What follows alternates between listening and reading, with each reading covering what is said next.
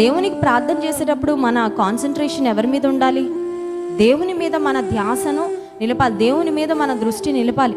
దేవుడు మనం అంతే. అదొక 10,000 మంది మనతో పాటు కూర్చొని ప్రార్థన చేస్తున్నా, దేవుని సన్నిధిలో మనము వ్యక్తిగతంగా ప్రార్థన చేస్తున్నప్పుడు దేవుడు నేను ఉన్నాం, ఆయనతో నేను సంభాషణ చేస్తున్నాను, నా పరలోకపు తండ్రి నా ప్రతి ప్రార్థన వింటున్నాడు, నా హృదయాన్ని చూస్తున్నాడు, నా హృదయ స్థితిని గమనిస్తున్నాడు అనే గ్రహింపుతో మనం ప్రార్థన చేయాలి తప్ప, నా చుట్టూ ఉన్నవారు అలా ఉన్నారు ఇలా ఉన్నారు, వారికంటే నేను మేలు, వారికంటే నేను ఉన్నతమైన స్థితిలో ఉన్నాను అనే భావన సరి అయినది కాదు.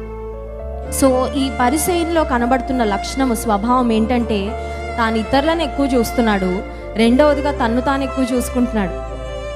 ఎందుకంటే దేవునికి తెలియనట్లుగా నా ఆస్తిలో, నా ఆదాయంలో నేను 10% ఇస్తున్నాను, ఆ తర్వాత ఉపవాస ప్రార్థన చేస్తున్నానని దేవునికి చెప్తున్నాడు. ఇప్పుడు మిమ్మల్ని ఒక ప్రశ్న అడగనివ్వండి, మనం చేసే